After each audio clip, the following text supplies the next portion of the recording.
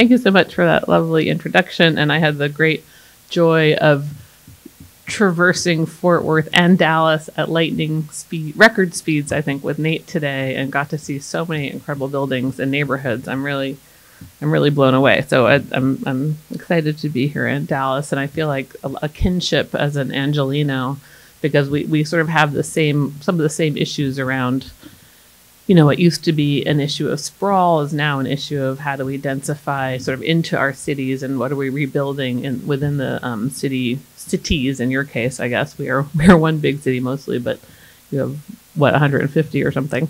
But that some of those conditions are really related to what we're looking at. So I'd love to share with you some projects. I'm gonna see if I can make this work. So this is sort of my office in a little industrial street in Silver Lake, Los Angeles. Maybe not dissimilar to the Exposition Street I noticed when I was driving around today. That kind of had a bunch of different landscape and architecture people on it.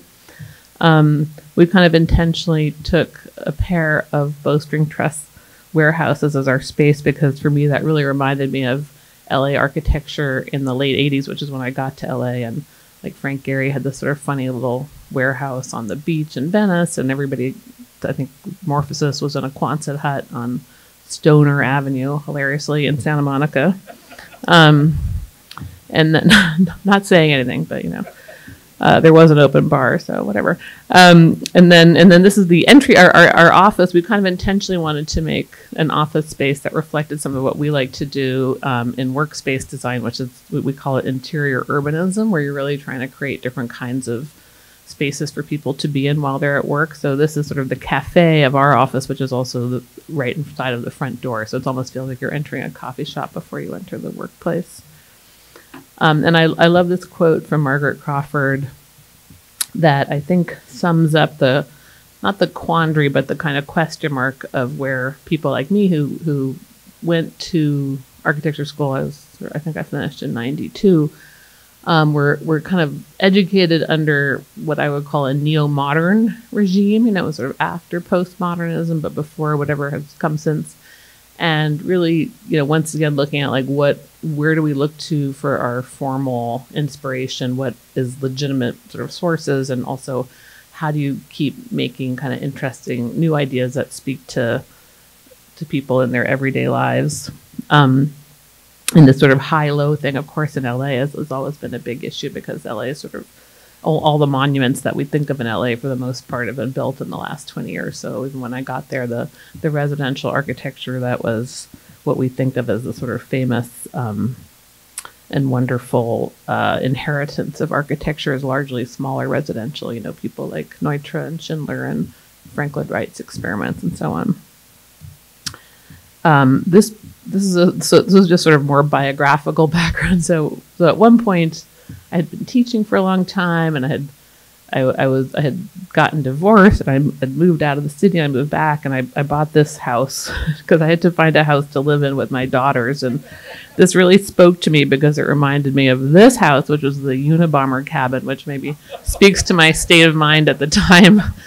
But it also had this aspect that was like the Jungian house, like with my girls, even though they were a daughter of architect, drew a house, they would still put something with a gable on it. And this is around 2002, I guess, or 2001. And it was really not done to look at gables, but I ended up thinking about that shack. And first I was going to wrap it in mirror and kind of keep the frame. It was going to be more of a big art project.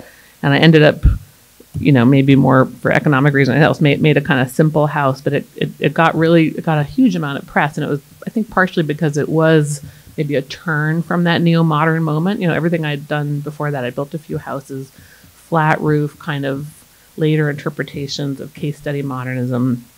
And this one had this kind of vernacular combo, let's say, of sort of an industrial window aesthetic mixed with this traditional shape. And it got widely published, and it also let me, just as a little weird experiment project. I didn't really draw it that much. I hired various builders. I was sort of the general contractor, and I was interested in this idea of circulation that would allow, a house for kids where they could ride their bicycles or tricycles in this case through the house, but also if you had a cocktail party, you could kind of go one way and like go the other way, you know, when someone else you didn't want to talk to was there, so you could like wind your way around, and had like enough flow that would work.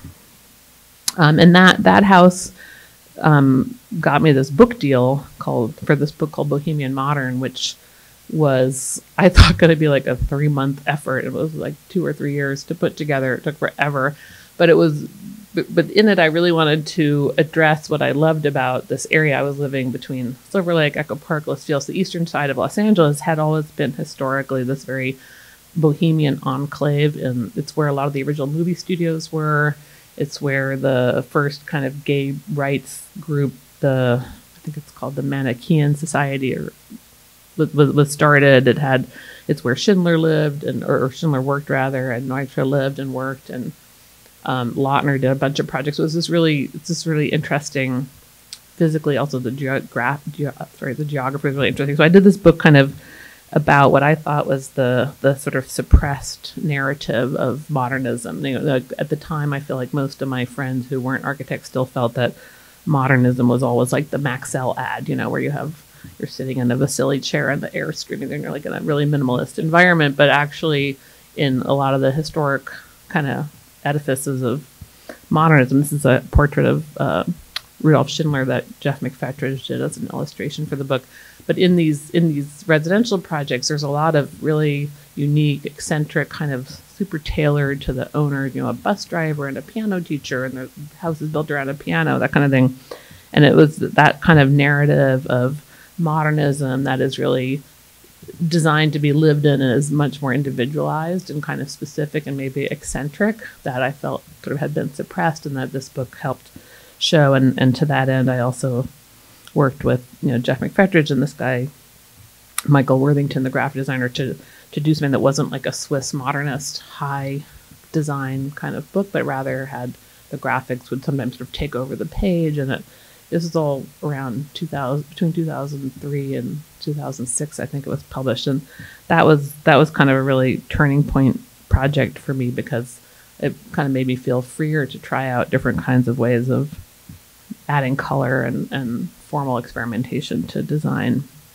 So in the ensuing years, I've done tons and tons of residential projects. Some of them are remodels, some of them are new, many of them are new. And I'm just going to kind of show some group slides of that.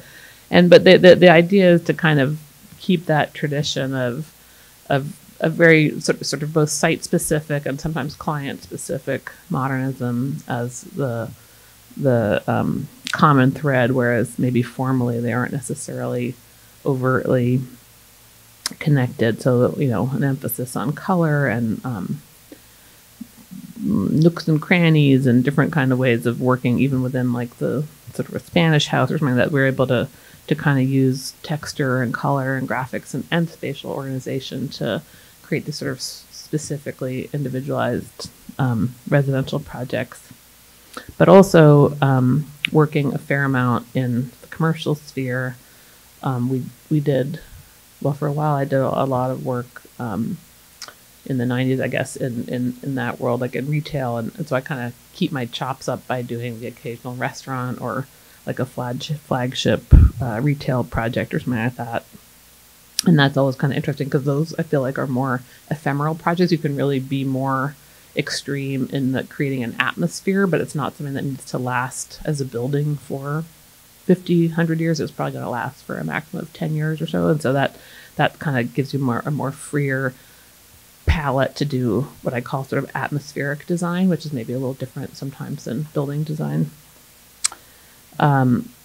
So on to something that's maybe related to some of what I was seeing anyhow, and what sounds like this city is facing is, you know, new ways of thinking about housing and building community in a city that's so founded on a kind of single family residential mode. This project called Blackbirds is in Echo Park, which is a sort of hilly neighborhood next to Dodger Stadium in LA. And we were able to exploit a new kind of planning initiative called the Small Lot Ordinance, which LA's planning department started as a way of densifying. You could take, say, a single lot or a couple lots and chop them into much smaller ones so that buyers could buy a sort of by right house. They could have a traditional mortgage instead of a condo, no HOA things per se. And what that's resulted in around the city generally is a kind of railroad pattern where you take, say, a deeper lot or a pair of lots and do a single driveway with parking garages at the bottom and a couple of stories above it, and you can sell those individually as houses as long as you maintain about 6 inches of space between the party. There's no party wall. There's actually like a little gap and you cover with a flap, and then that allows it to be a by right house on an actual piece of land. So we got this amazing site, and the clients actually had really liked some of the residential work I'd done and wanted to do something that was also very site specific, very complicated topography. And I was interested in essentially making this a legacy project that would promote the idea of density, because we'd really already been seeing, this is several years ago, but been seeing so much NIMBYism about any kind of denser projects, even on areas that are zoned, R3, which for us, means 3 and more residences. Anyhow. So the idea of the stealth density was kind of the Trojan horse approach to density, where in this case, 2 houses might look like 1 house, and that the total volume of that in terms of its legibility in the landscape is sort of that of another equitable or equal single family house in the area. And there's also like a kind of funny one where there's 3 houses that look like 1.5 houses, which I thought was fun. The site went between 2 streets, and another crucial thing that we realized we could exploit was that this is one of the few building types in LA that didn't require covered parking. We could have parking that was exterior. And what that led to was this idea of the Woonurf, or the living street, which is a Dutch and Japanese idea, where a parking area can also double as public space, especially in a kind of situation where perhaps people are leaving for work in the morning and then all the cars are gone, and then what happens to that space? Does it really have to be a parking lot that entire time? So we worked with the landscape architect Mia Lair and did this sort of landscaped central courtyard with open air parking that is really just defined by different kinds of paving styles, and that has been really successful as sort of creating this central sort of park area. Here's also some of the massing studies. You can see the hillside was pretty extreme, and we're embedding, like, one row of the houses is sort of much lower than the other one, built into the hill in order to allow views across it, and so every unit has multiple views. Here's kind of a fun drawing with some cutaways that maybe on this screen you can read. Usually you can't, but it kind of shows some of these unit organization. And in this slide, this is 3 houses that look like, this is, well, I guess now they look like 2. It used to look like 1.5, but it's this is kind of what that section looks like. So there's this very thin space between them. They ended up, from a development point of view, not being like the world's most efficient, in that the units weren't necessarily exactly the same, but we were able to keep the guts pretty much the same and consistently across projects. The construction cost was quite low. The other thing that we were able to do is, even though these units are pretty narrow, these houses, they have pretty large ceiling heights because of those sloped gables. So you by keeping those ceilings open, even a narrow area like this could feel very spacious. And we also used a language of industrial windows and a lot of just fixed big pieces of glass that really kept a sense of openness and kind of almost like being in a tree house, while costing, half the cost of a typical kind of window package. Here's, each house also has some outdoor spaces, either in the front or in the back. This is a section. You can see how extreme the lower side on the right is, where that unit is really embedded into the ground, and that allows the units on the higher side to look over them and not really feel kind of like crowded in. This is the back side, and here's that courtyard. This is kind of early days. Since then, it's really grown in, so it really feels kind of like a tree-lined, somewhat lush area. And one of my favorite aspects of Blackbridge is that some of the neighbors would get together. So each of the units, by the way, is designed where the kitchens all look into that central parking thing. So there's this kind of sense of community and like, oh, so-and-so's home or whatever, without hopefully being a self-policing community. But you kind of get the sense of, you know your neighbors basically. And so this was a dinner that was organized by like 8 of the neighbors, 8 units out of the 18. And I got invited to this dinner, and I'm still sad I didn't like hire a real photographer, because it was, it was my crappy cell phone picture, but it was such a great success in that, if the desire is to really build community when you're building housing, then that was really thrilling. And here's a nice picture of it. So on one of the streets, it kind of just has this sense of multiple small dwellings. And and along those lines, another interesting thing that happened, this is just from earlier this year, Christopher Hawthorne, who was the architecture critic at the LA Times and then became the design director for Eric Garcetti's mayoral administration. He has been organizing some different things around like architecture-centric competitions to rethink how to densify a single-family city. So what he was really interested in was this idea of low-rise density, because obviously we have a fair amount of buildings going on, which I believe you have too, which are we call them podium. We have 2 stories of parking, and then 3 or 4 or 5 residential above that. And that's one kind of thing that works in the denser corridors, but within the single-family, at least currently single-family zones, or even 2-family zones, what might be smarter ways? So, and also, how do you try to not destroy the character of a neighborhood? So in this case, there was one of the categories in a competition was called Foursquare, which came out of the McKinsey Corporation, did a study for California on how to actually densify and add housing much faster. And they recommended that people were able to build units that were four residential units together in one building as the way, like if we could do that on all of the single family sites, we would solve the homelessness problem, or at least the density problem, pretty quickly, which is kind of a radical idea, but not that dissimilar, frankly, to where I grew up in Boston with the triple deckers. And anyhow, so I thought that was just a fascinating concept. So this is the Foursquare proposal, where we were looking at, keeping a neighborhood. This is Frogtown, which is a relatively working class, very small house neighborhood. Like the houses are kind of 600 to 1,100 square feet on average, but they have very deep lots and little streets, but very deep lots. And the idea would be like, what if we could build a Foursquare in the back of one of these existing houses, and then you'd have suddenly 5 families instead of 4, or instead of 1 on a single lot. So we were looking at this, so competitions that were kind of like, what if it actually how do you make them feel like they're 4 separate houses as well? And so we had a kind of unit type that are organized around a core that has staircases and bathrooms, and then sort of bedroom spiraling around it. And we were also trying to do something where, given our California climate, we could sort of use a passive cooling system that used those staircases and bathrooms as a way of bringing the ground floor air, by sinking the ground floor, kind of pulling that up just through a natural ventilation stack to exit at the top to kind of pull the hot air out of those houses. Let's see here. And this is sort of a model of the different units. There's a section. We came in 2nd place in this competition. We were happy with that. But I thought, in general, this is something that we're trying to like get someone to hire us to build, because I think you could easily spot zone one of these. And in my experience, like once you've built something, then it kind of starts the process where that becomes like a new typology that's possible to, the planning department's like, oh yeah, I guess that worked. Okay, sure. Let's, it's unfortunately, like, we often have to lead by having a project that is demonstrative.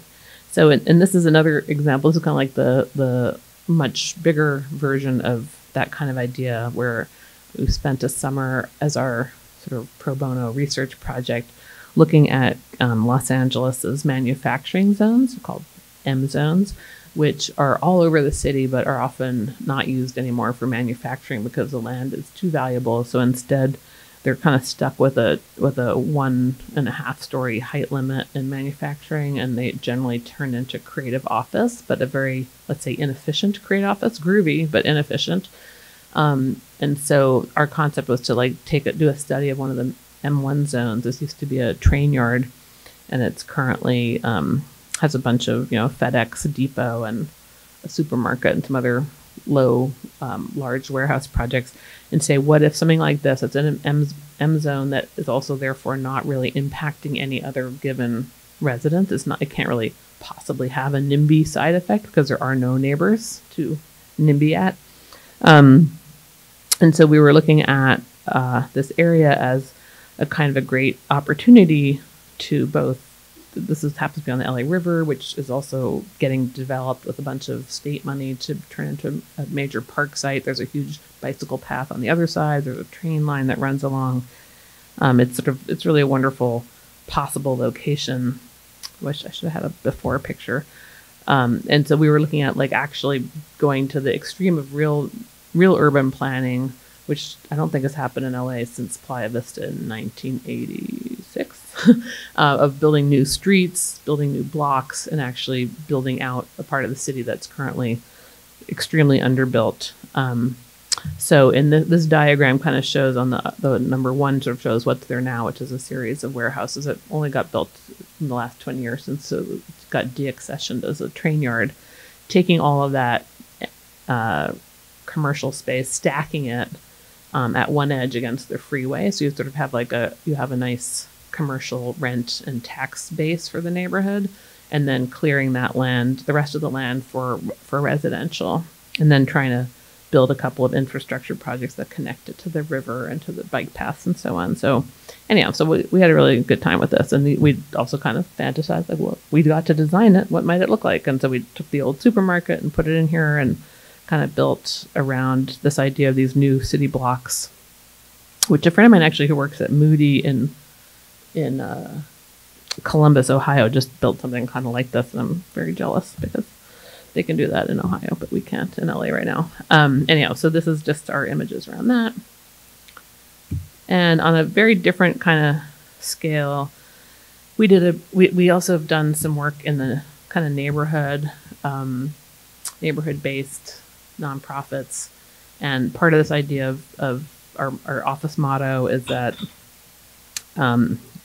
everyone should experience strange beauty every day. Like as an architect, that could be a goal, that you kind of create these little moments that are either sublime or just kind of catch your attention for a minute, get you off of your phone, kind of go like, oh, this is not, sort of recenter people in space and place. So we were asked by this guy Flea from the Chili Peppers and his group called the Silver Lake Conservatory of Music. They'd moved from like a teeny little office space. They bought a building and we got to renovate it.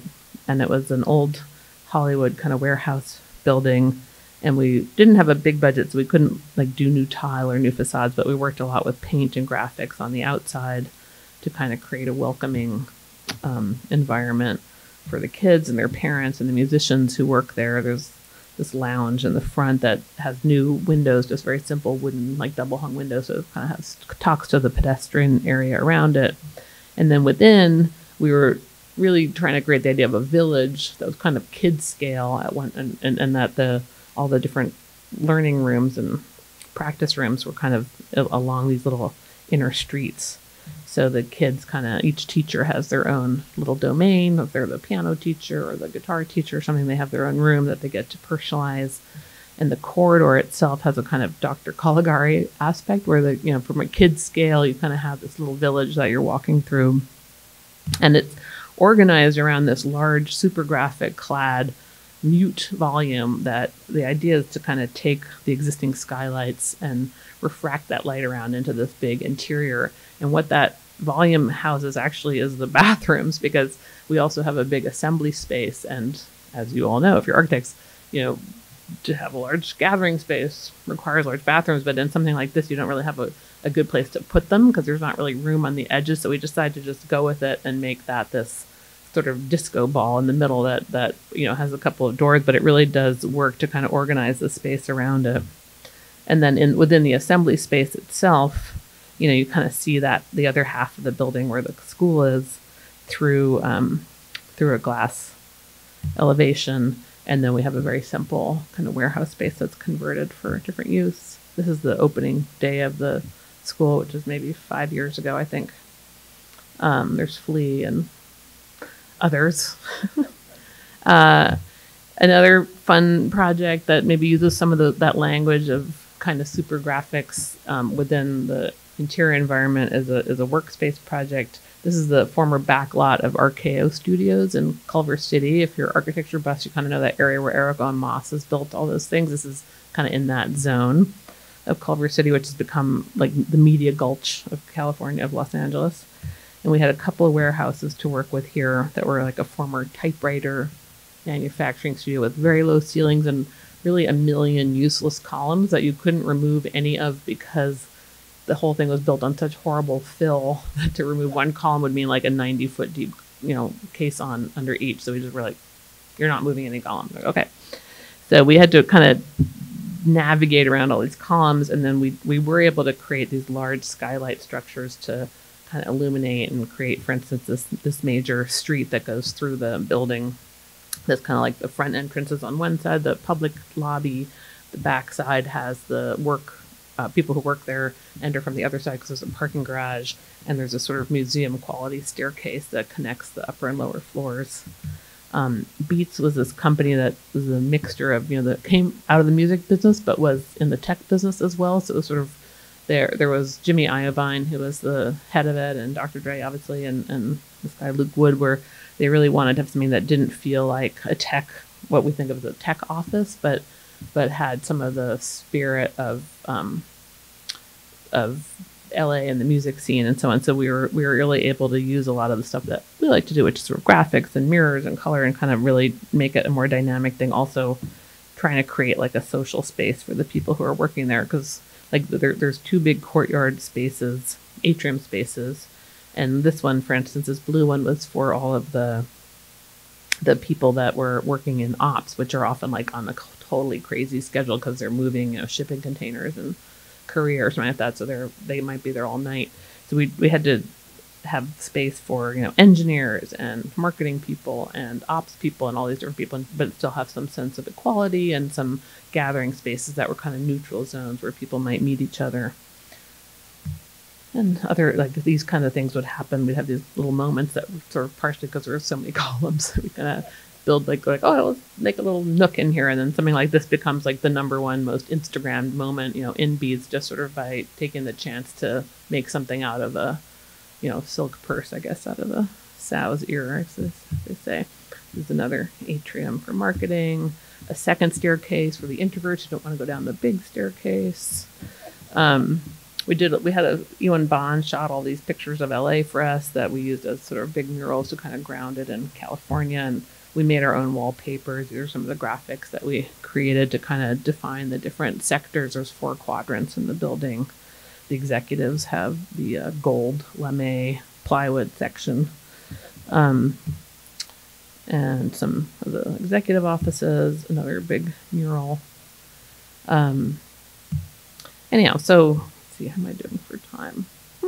Well, so a really fun one for your architecture buffs is this Lautner house called Silvertop, which I like to think of as the falling water of the West Coast. This is Lautner house this is Silvertop under construction, and this is it after our kind of restoration and renovation.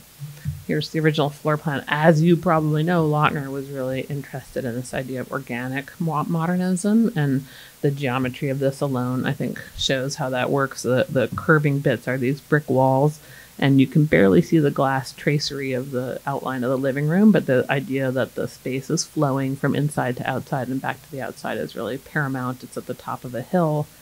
Within that floor plan, this is like a cleaned up version. We were able to operate on and build our own things in these pink zones because they were parts that were never finished. The house was never actually finished originally by Lautner because the owner, for various reasons, not related to the budget going over budget, despite people thinking that, but the owner was sued and lost his business. But it had never been finished, and the people who had moved in the 70s, I think after it had been abandoned for 5 or 6 years, they had just kind of sort of quickly finished off some bits and built a kitchen, some bathrooms. So we talking to the sort of historians, their Lautner people, established zones that we could kind of create essentially a house of the future of the 21st century, within the house of the future of the 20th century, which was really what the goal of this project had been for Lautner and his client. It's a concrete shell structure that has a sort of major concrete beam above it. It's probably the first residential use of that kind of industrial thin shell. It's not as thin as later shells, but thin shell concrete construction. So in a way, to me, it's around the same time as the building of the freeways. It's kind of a language of infrastructure and that kind of futurism that's built around bold new concrete long span structures. This is the house now. And so within that, the whole kitchen area had been this sort of never finished, basically. So we built a whole new sort of piece inside. Luckily, the Lautner archives are all at the Getty in California, and there's a million drawings around this house, which we were able to copy and use as references and kind of speak to, because there was maybe 20 different kinds of ideas about the kitchen, including at one point that each unit, the dishwasher, the sink, the refrigerator would be round stainless steel things on wheels that would just kind of move around all the time. I don't know how the hoses were supposed to work, but it was really like the owner, who was an industrial entrepreneur, and Lautner really just wanted to push the limit into what might be the house of the future. So we kind of built a little homage to that with a sort of stainless counter. But the big thing was that throughout the house, all of the wood, all the cork we had to re-import from Portugal to kind of rebuild the roof because it all leaked, had a lot of maintenance issues. And all the wood is the same original cypress wood, Monterey cypress, but anything that we built that's new was done with a vertical wood, so that the original is always horizontal, and there's a very clear delineation between anything that's original to the house and anything that's part of the new restoration, or new bits inside the renovated house. Like this glass piece is new that we kind of created some new doors, and it's a lovely project. And this is for the most part original here. This room this is one of my funnest parts, where the bathroom, there's maybe 25 ideas in Lautner's archive about how to create an indoor-outdoor bathroom shower tub area, including folding glass sort of triangles that would fold up. What was actually there when we got the house was a sort of plexiglass curve piece, maybe like a salad bar cover, kind of, but it would move on a track. So you kind of press a button and kind of rattle across and open and close.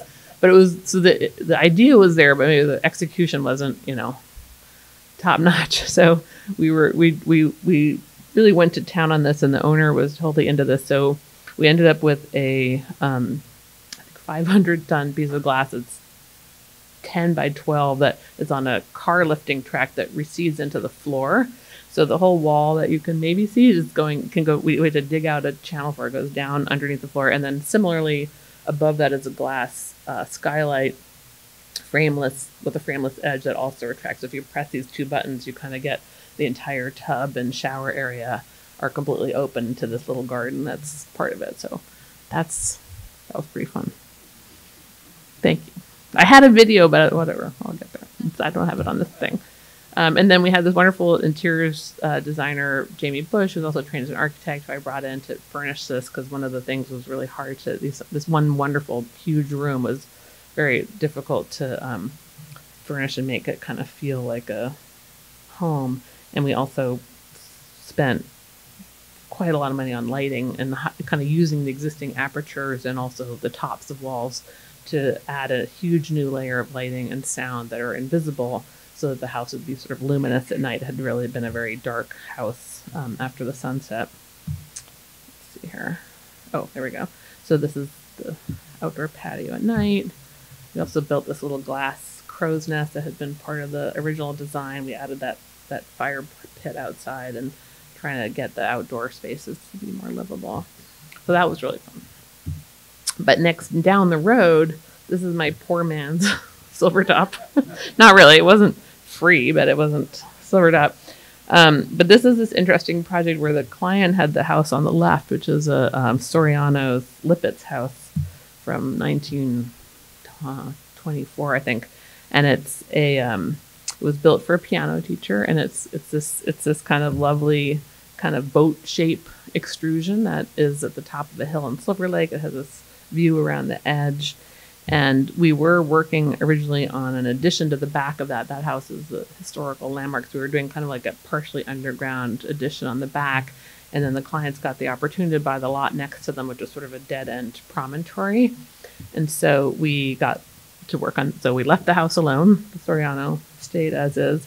And we built this new project, which one of the goals was to make sure that it didn't interfere with that view. So we kind of we had to kind of nestle it down on the hill. And it actually, I call it the house stepping down a hill because it does literally step down the hill. And it's kind of avoiding the view shed of the original, landmarked project.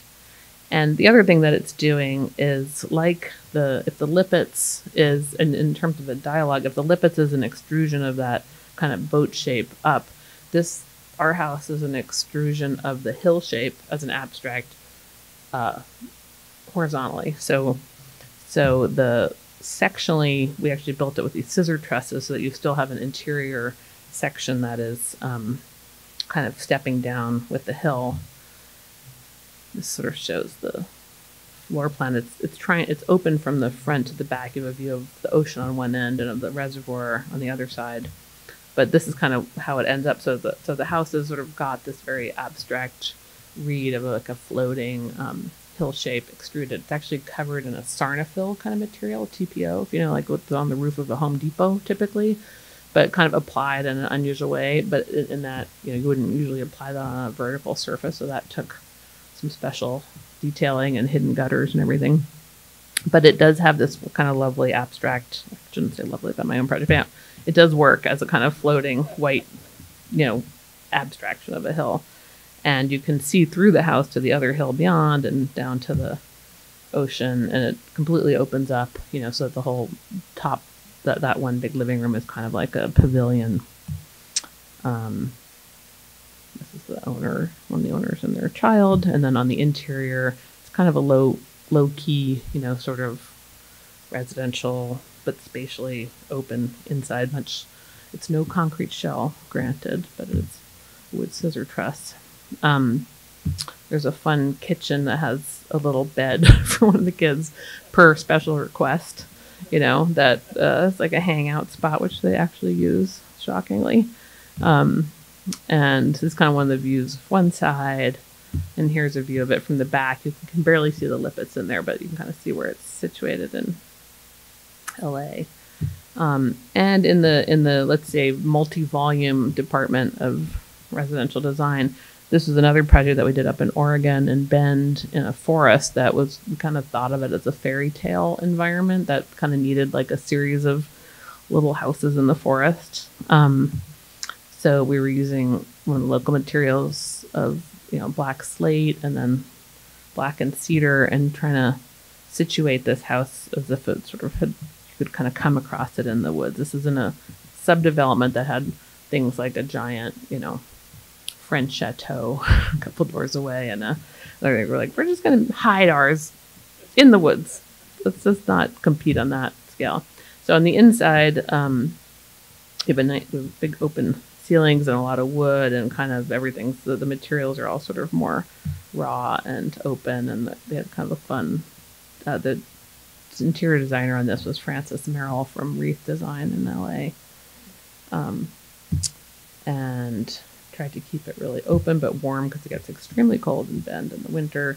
Kids all have these picture windows. This is the primary bedroom, kind of opens to the side, and this is the front door. So it's really trying to give that sense of a little kind of magical family environment. Right now we're building a pool house and a pool for the same house down the road.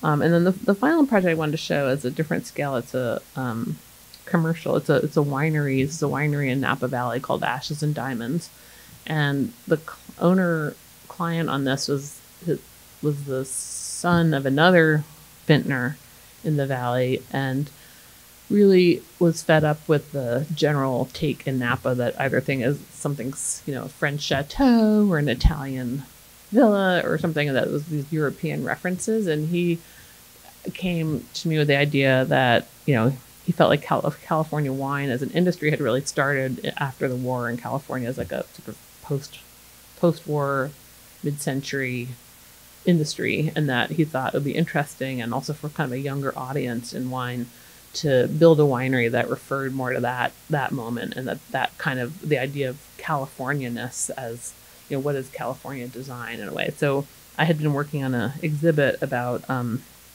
Albert Frey at the time for the Palm Springs Museum, and was looking at a lot of work in Palm Springs. I know, you know, the Wexners and the Frey and Williams and so on, and I was kind of interested in this, the California-ness of some of the tropes of mid-century modernism, and how could you take something like that and bring it to this different thing. So it's kind of like it's hope it's not thematic only, but it's kind of maybe a interpretation and sort of pop interpretation of some of that, in the way that the other wineries were maybe being referential to these European tropes. So the site, the tasting room, which is sort of the main thing that people experience when they come here, didn't really have the budget to do something super dramatic as a building. So, what was kind of interesting is that a lot of even the Albert Frey work that you might see if you've been to Palm Springs, is there's a lot of things that are very bold moves, but they aren't actually enclosed spaces. They're trellises, or they're, you know, a wall, or like they're a breeze block or something. And so taking the idea of a sign, like part of the architecture being a sign, in this case the shade structure, which is also a sprinkler system, as the kind of sign for the building, and then putting it over what's really a very, very large single family, you know, it's a sort of case study house box, like a simple box. And that kind of worked out for the kind of budget that we had. And then we also, of course, we're doing a big production facility because we're producing the wine here. So on the campus, you have on the lower part the kind of corrugated tasting room, and then most of the structure actually is production. And the production is for the most part a metal building that's prefab, but in the world of metal buildings, and I think the Kafkas who are here know about this, you can alter prefabs in different ways. And the idea here was to take some of the front parts of that building and kind of make them more specific. And so adding these windows and adding an open part where we kind of created essentially a VIP area and a separate tasting room, and the wall even of the production building became a projection space from the parkland that we had. There's a big crush pad area, of course, wine storage. But this is kind of the edge of that production building becomes this other kind of event space in addition to the tasting room. So it sort of operates at night. But within the tasting room itself, which is really like the primary thing, where it's some food and then a wine bar, and the kind of open door is actually the kind of thing that was able to be open all through COVID. So this has been like they've had a very successful run the last couple of years, building up a bigger audience as well. And this is kind of what I was talking about, where the building itself is just super simple and inexpensive, but then that structure becomes this sort of sign. Maybe it's a little bit of a Venturi idea. And on the interior, using a lot of the language of mid-century and California design for the kind of decor. And this is a scene. We also were able to do the landscape design on this, so kind of creating photos of the scene of that park looking out. And that's all I have for you today. Thank you so much for looking.